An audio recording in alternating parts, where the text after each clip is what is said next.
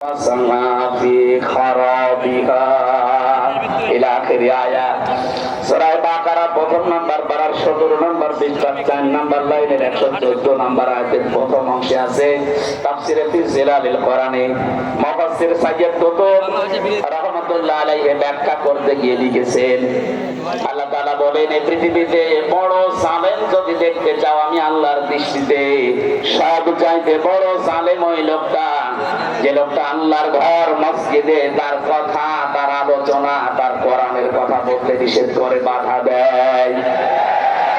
এখানে বড় জালেম আমরা দেখতে পাচ্ছি বিদায় নিয়েছে, কিন্তু এখন যারা আছেন এই জুলুমের নিজেকে জড়িয়ে আপনি বড় জালেমের খাতায় যাবেন না।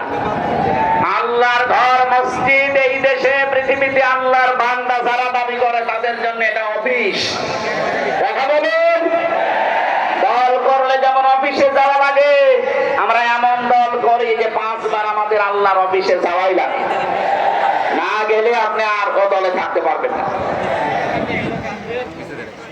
সুতরাং আমরা যেটা বোঝাতে চাচ্ছি, নেতা এই শব্দটা শুধু দুনিয়ার সাথে যদি আপনি মনে করেন যে দুনিয়ার বিষয় নেতৃত্ব না, এটা আখিরাতের সাথে সম্পৃক্ত।